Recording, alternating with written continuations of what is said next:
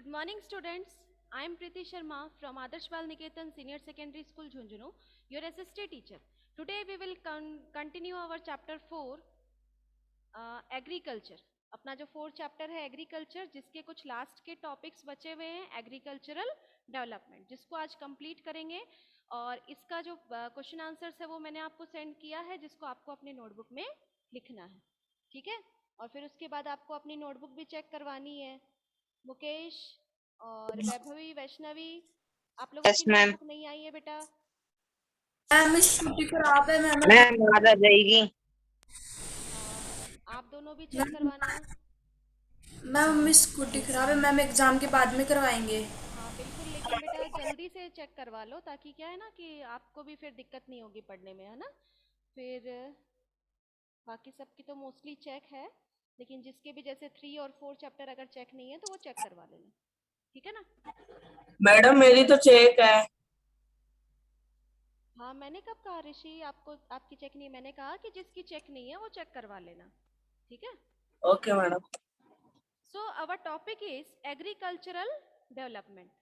Agricultural development जो है वो अब क्यों ज़रूरी है. एग्रीकल्चर के अलग अलग सेक्टर्स के बारे में हमने पढ़ा, अलग अलग क्रॉप्स के बारे में हमने पढ़ा कि किस तरीके के क्रॉप्स जो हैं वो होते हैं. कुछ जैसे कि ग्रेन क्रॉप्स हैं, हमारे बेवरेज क्रॉप्स हैं, तो ये और कुछ जो कॉमर्शियल क्रॉप्स होते हैं, इनके बारे में हमने कल स्टडी किया था. तो एग्रीकल्चरल डेवलपमेंट जो है वो क्यों ज़रूरी है, इसके बारे में हम इस चैप्टर में पढ़ेंगे. So agricultural development refers to effort to made increase farm production in order to meet the growing demand of increasing population. कि जैसे कि आप देखोगे कि जो लैंड है, पॉपुलेशन इंक्रीज होती है तो जमीन तो नहीं बढ़ती ना, जमीन तो उतनी ही रहेगी. ये तो है नहीं कि 5 लोगों का जन्म हुआ है तो जमीन 5 जो है वो और इंच बढ़ा दो उसको, जमीन को. ऐसा तो पॉसिबल नहीं है और होता भी नहीं है. जमीन उतनी ही रहनी है, तो उतनी ही ज़मीन पर लोगों को रहना भी है, एम्प्लॉयमेंट भी करना है, इंडस्ट्रीज भी सेटअप होनी है. एग्रीकल्चर लैंड जो है वो भी चाहिए, क्योंकि बिना एग्रीकल्चरल लैंड के हम लोगों को खाना कहाँ से मिलेगा.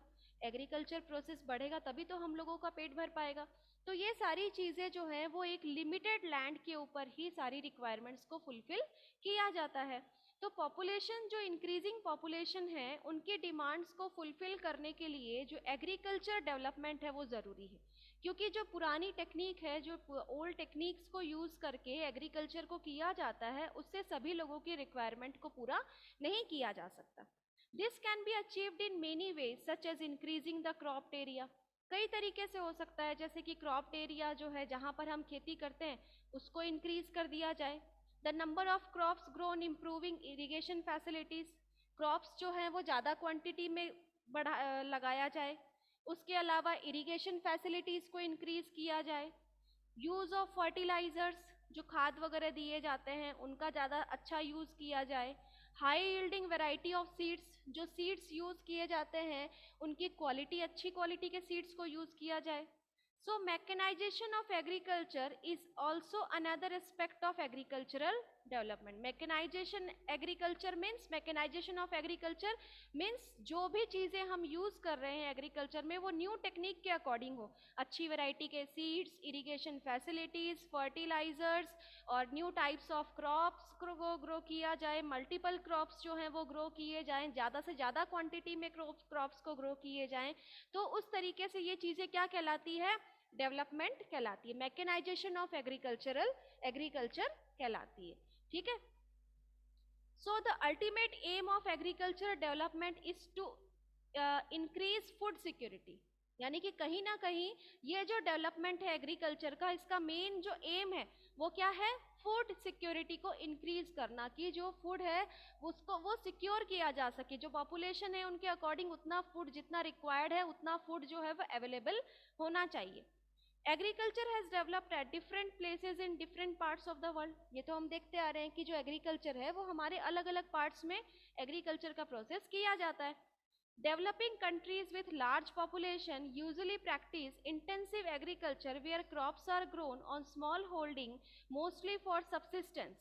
यानी कि एग्रीकल्चर प्रोसेस जो वर्ल्ड वाइड जो है वो स्प्रेड है, लेकिन जो डेवलपिंग कंट्रीज है मोस्टली पॉपुलेशन जो है वो किस तरीके की एग्रीकल्चर करती है?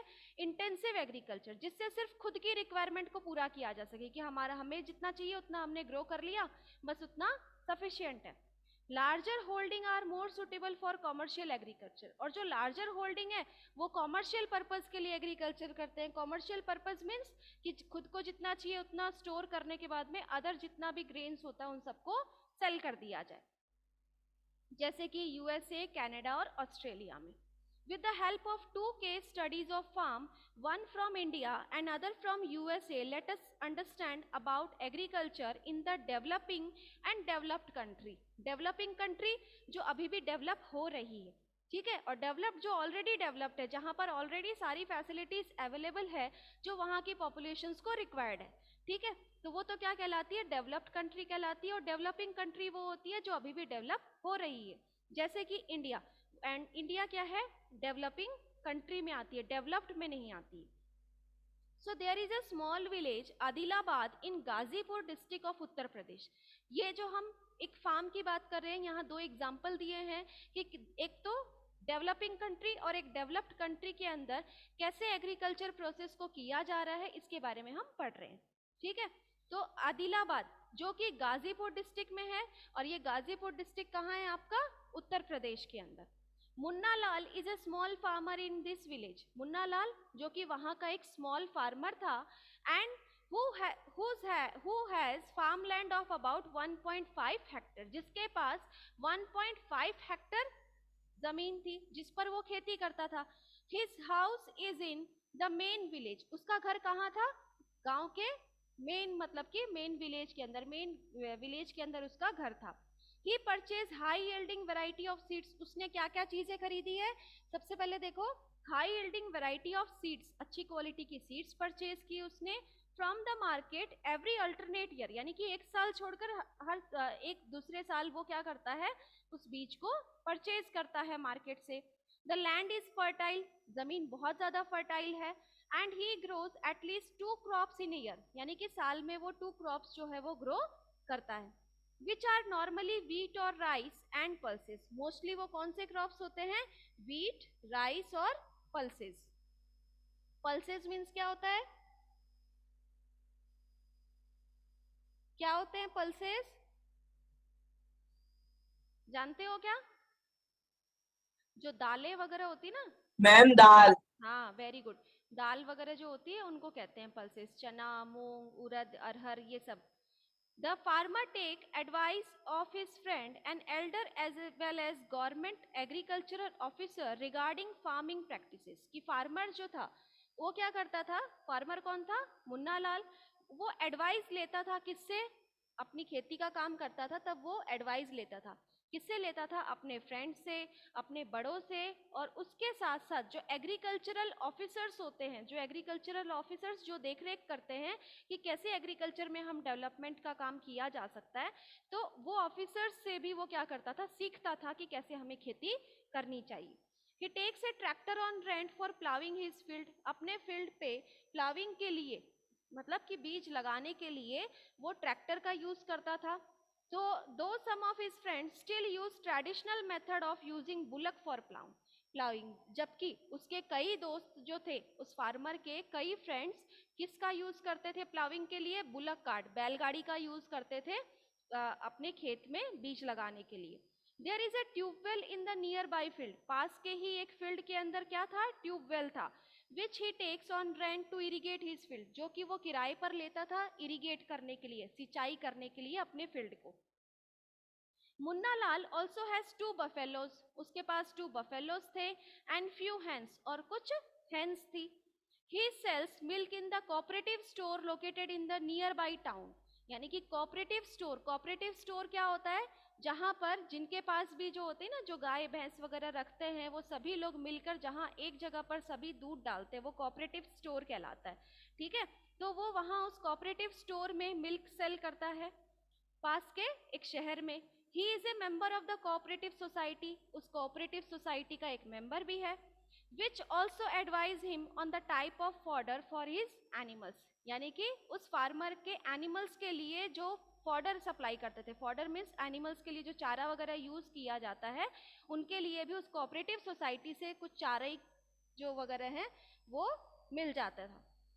Safety measures to protect the health of the livestock and artificial insemination, यानी कि उनके जो एनिमल्स हैं उनकी देखभाल के लिए वहां से कुछ खाने के लिए चारा वगैरह जो है वो भी अवेलेबल हो जाता था। All the members of the family help him in various farm activities, उसकी जितनी भी एक्टिविटीज हैं उसमें सब हेल्प करते थे family members. Sometimes he takes credit from a bank on the agricultural or the agricultural cooperative society to buy HYV seeds and implements, यानी कि अपने फील्ड में HYV सीड्स और उसके साथ साथ कुछ चेंजेस करने के लिए वो क्या करता था, बैंक से और या फिर कोऑपरेटिव सोसाइटी से क्रेडिट गेट करता था, यानी कि उसको कुछ प्रॉफिट वहां से मिलता था। He sell his produce in the mandi located in the nearby town, वो अपने प्रोडक्ट को कहाँ सेल करता था, पास के ही एक शहर में। Since majority of the farmer do not have lack storage facility, they are forced to sell the produce even when the market is not favorable to them, यानी कि जब मार्केट में उस चीज की, यानी कि जिस चीज की कीमत बहुत ज्यादा होती है तब हम उसको सेल करते हैं, लेकिन ये जो फार्मर्स थे इन लोगों को क्या करना होता, चाहे वो कम हो चाहे ज्यादा, वो उन्हें सेल करनी ही होती थी। In recent years the government has taken some steps to develop storage facility, यानी कि गवर्नमेंट ने कुछ डेवलप किया स्टोरेज फैसिलिटी, यानी कि किस तरीके से जो अनाज है उसको स्टोर किया जा सके। तो ये तो स्टोरी थी कहाँ की, इंडियन फार्म की, जो कि एक डेवलपिंग कंट्रीज है, उस फार्म की स्टोरी हमने अभी पढ़ी है। अब हम देखेंगे ए फार्म इन द यूएसए, कि यूएसए में किस तरीके से लोग जो हैं वो फील्ड में काम करते हैं, एग्रीकल्चर प्रोसेस को कैसे बढ़ाया जाता है, कैसे इंक्रीज किया जाता है। The average size of a farm in the USA is much larger than that of Indian farm. Indian farm की जो साइज थी वो कितनी थी, 1.5 हेक्टर।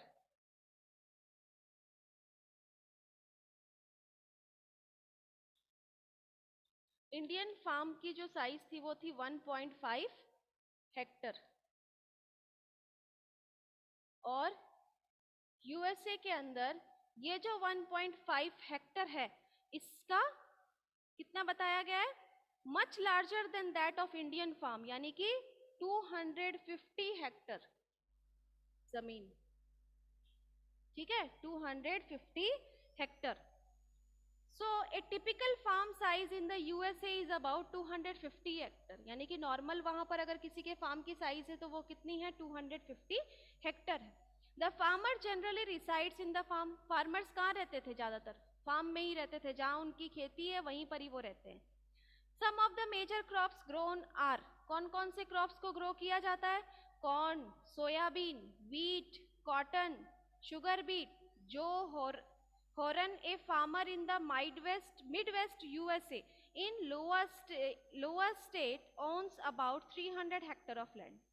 वहां पर जो हॉरन, जो कि नाम का एक फार्मर था, जो कि यूएसए में रहता था, और 300 हेक्टर लैंड जो है वो उसके पास जमीन उतनी थी।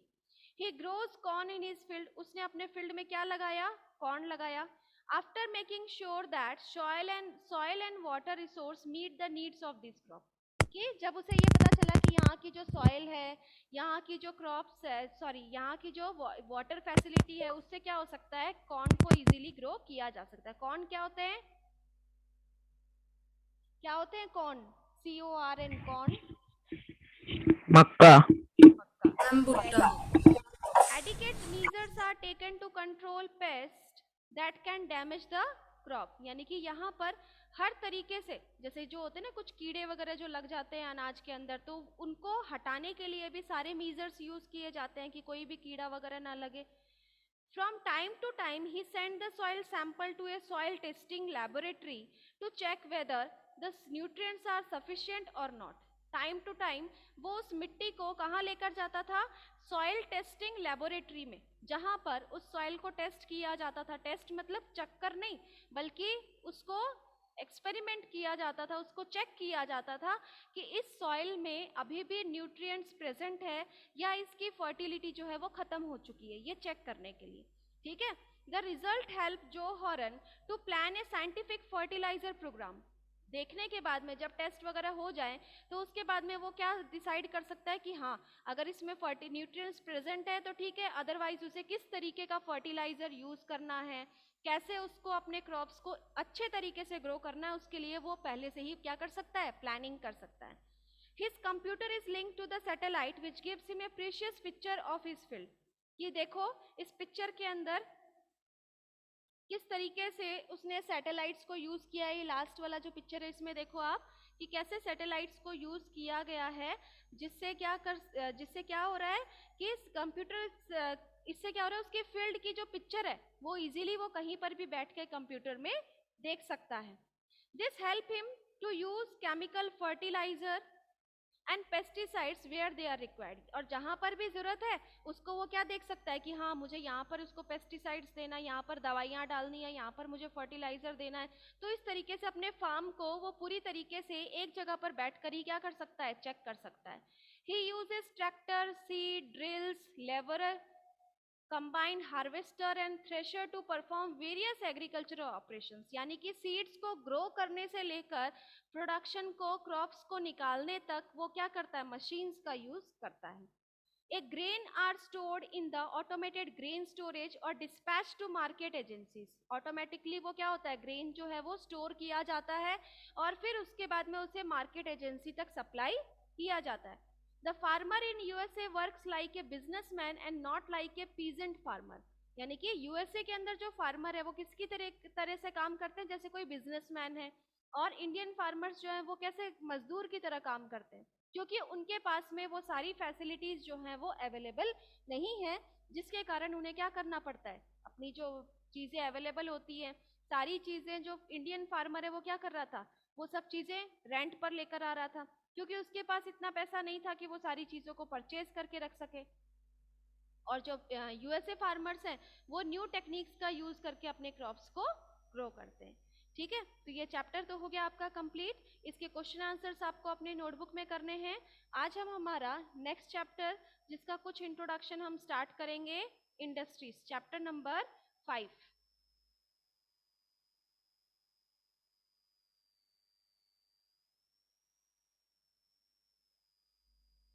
हमारा नेक्स्ट चैप्टर है चैप्टर नंबर 5 जिसका नाम है इंडस्ट्रीज। ठीक है, take out page number 48। Have you ever given a thought to the fact that the notebook you see for writing has come to you after a long process of manufacturing?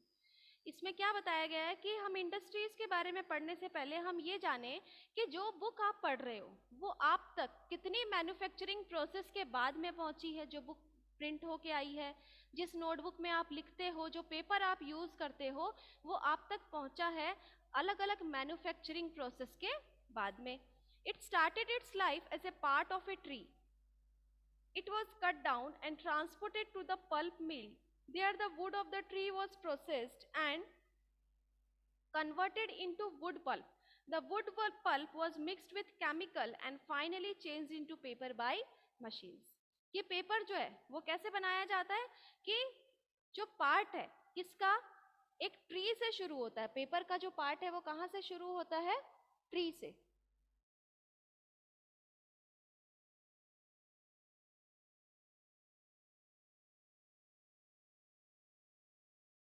ऋषि, आपने सारे mobile से connect कर लिया क्या?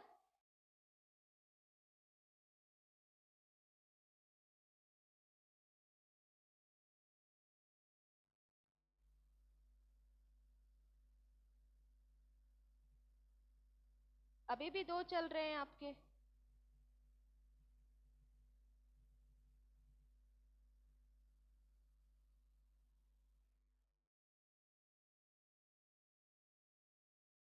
Yes ऋषि।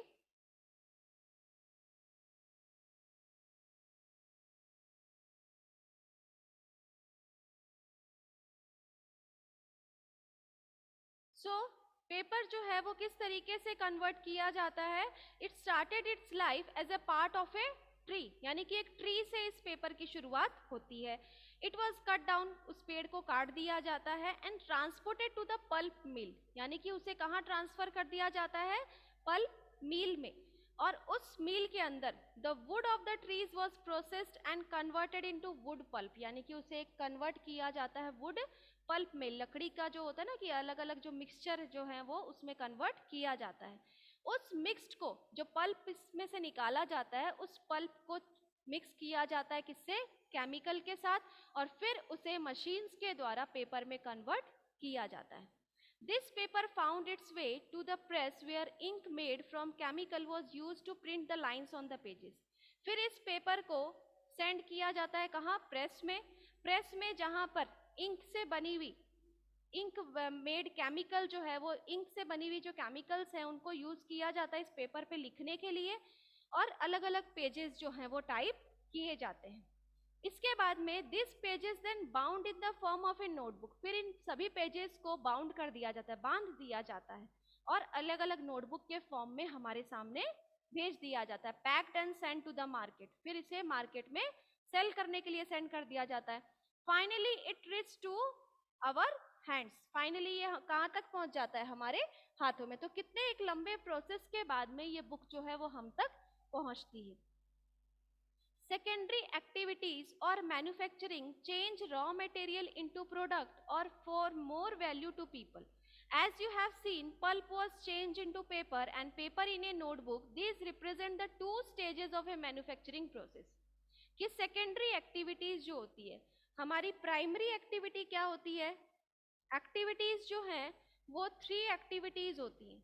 First होती है primary,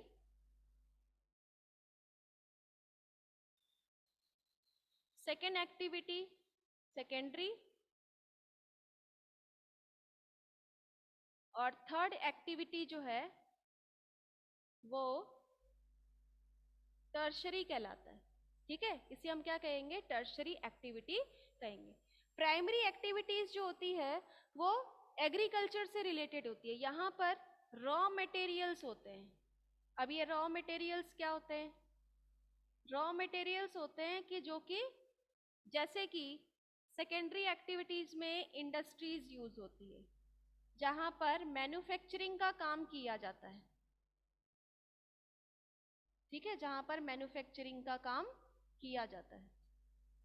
tertiary activities transportation system होता है।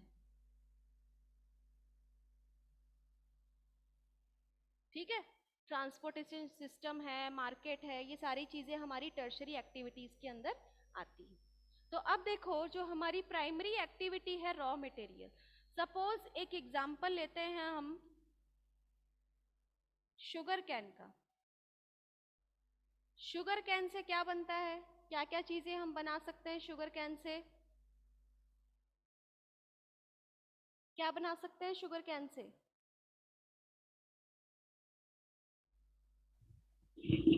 शुगर, यस, शुगर, और क्या बनाया जा सकता है,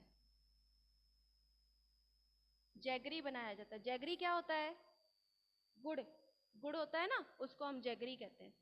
जैसे कि शुगर कैन से हम शुगर बनाते हैं तो शुगर की इंडस्ट्री होगी, है ना, शुगर की क्या हो सकती है, इंडस्ट्री, जहां पर शुगर को मैन्युफैक्चर किया जाता है। इस इंडस्ट्री के लिए रॉ मटेरियल क्या है, शुगर कैन। रॉ मटेरियल क्या है, शुगर कैन, क्योंकि शुगर कैन से शुगर की इंडस्ट्रीज चल रही है। इस इंडस्ट्रीज को रॉ मटेरियल कहाँ से मिलता है, एग्रीकल्चर से। ठीक है, शुगर कैन क्या हो गया, रॉ मटेरियल। शुगर क्या है, फिनिश्ड प्रोडक्ट है जो कि मैन्युफैक्चरिंग इंडस्ट्रीज से बनकर तैयार हुई है। ठीक है, शुगर क्या है, एक फिनिश्ड प्रोडक्ट है। ठीक है, फिनिश्ड प्रोडक्ट है। फिर इसके बाद में ट्रांसपोर्टेशन सिस्टम के द्वारा इसे कहाँ ले जाया जाता है, मार्केट में। मार्केट में किस लिए लेके जाया जाता है, सेल करने के लिए। सेल करने के बाद में ये हम लोगों तक पहुंचता है। ठीक है, इसी तरीके से कई एग्जाम्पल हो सकते हैं। टेक्सटाइल इंडस्ट्रीज होती हैं, टेक्सटाइल इंडस्ट्रीज के लिए रॉ मटेरियल जो है वो क्या होता है, किससे बनता है कपड़ा जो है वो किससे बनता है? कॉटन से। कॉटन क्या है? Raw material. किसके लिए? इंडस्ट्रीज के लिए। यहाँ पर फिनिश्ड प्रोडक्ट तैयार होने के बाद में ट्रांसपोर्टेशन सिस्टम से मार्केट तक ले जाया जाता है। यही एक प्रोसेस होता है प्राइमरी, सेकेंडरी और टर्शरी, जिस प्रोसेस से मैन्युफैक्चरिंग के काम को आगे बढ़ाया जाता है। इसी तरीके से जो पेपर है, नोटबुक है। यस, माइक ऑफ करो माधव आप।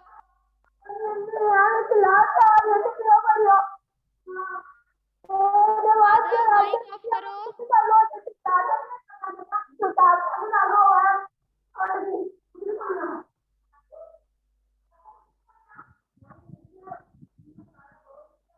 कि जो ये आपका पेपर है, नोटबुक है, ये सारी चीजें क्या है हमारे लिए? फिनिश्ड प्रोडक्ट है। फिनिश्ड प्रोडक्ट है ना, उसके लिए रॉ मटेरियल क्या होगा? Wood pulp. वुड पल्प क्या है? इंडस्ट्रीज के लिए एक रॉ मटेरियल है। इस वुड पल्प से क्या बन के तैयार होता है? पेपर बन के तैयार होता है। पेपर क्या है? एक फिनिश्ड प्रोडक्ट है जो कि मार्केट के द्वारा हम लोगों तक पहुंचता है। ठीक है, मार्केट के जरिए हम लोगों तक पहुंचता है। तो अलग अलग मैन्युफैक्चरिंग प्रोसेस के द्वारा ये जो पेपर है वो हम लोगों तक पहुंच गया। And the paper made, Madhav switch off your mic. Madhav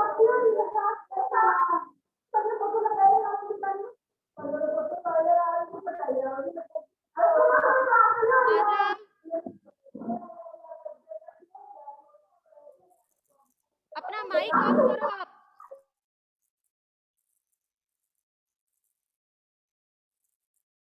आपको जब जरूरत हो तभी माइक ऑन करो, अदरवाइज माइक को ऑफ ही रखो। क्लास डिस्टर्ब होती है इससे।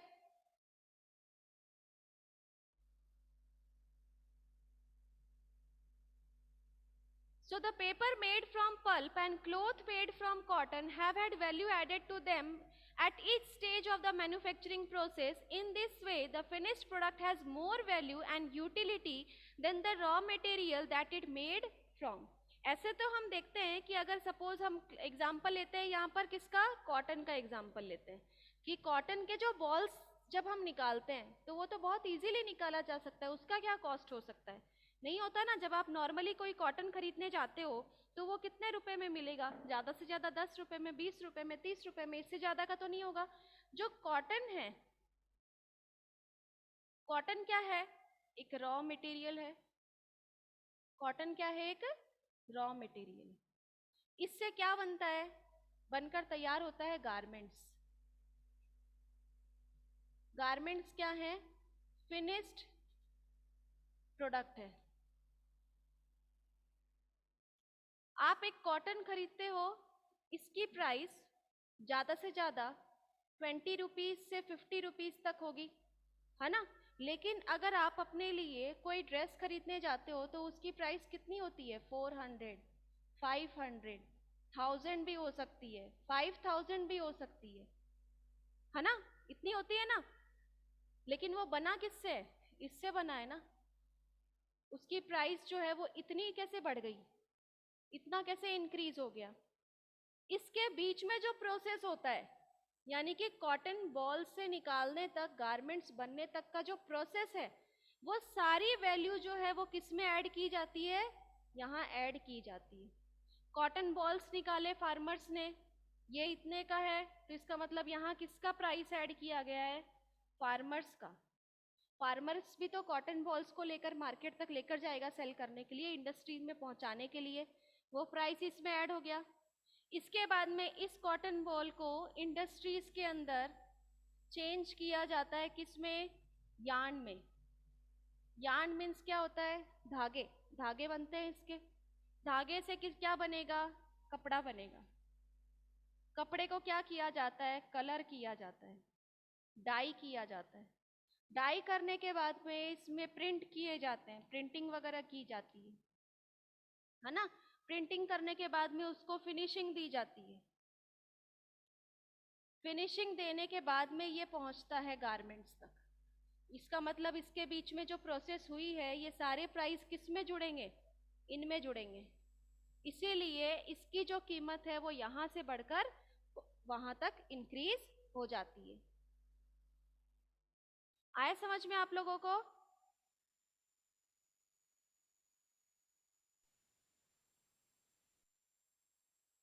आप लोगों को आया समझ में कि कैसे किसी चीज की जो वैल्यू है वो इंक्रीज होती है? अब इसके बाद में हम इसमें डेफिनेशन देखेंगे किसकी, इंडस्ट्रीज की, कि industry refer to an economic activity that is concern with production of goods, extraction of minerals और the provision of services. Thus we have iron and steel industry, production of goods, coal mining, extraction of coal and tourism industry services provider. अब इस chapter के अंदर हम अलग अलग industries के sectors के बारे में पढ़ेंगे और इनका जो क्लासिफिकेशन है उनके बारे में, जहां पर इंडस्ट्री क्या करती है, रॉ मटेरियल को फिनिश्ड गुड पे कन्वर्ट करती है, इसके बारे में हम कल पढ़ेंगे. ठीक है, इस चैप्टर को रीड करना और चैप्टर नंबर 4 के क्वेश्चन आंसर्स जो हैं वो आपको अपनी नोटबुक में कंप्लीट करने हैं. किसी को कुछ पूछना है? No ma'am. Okay students,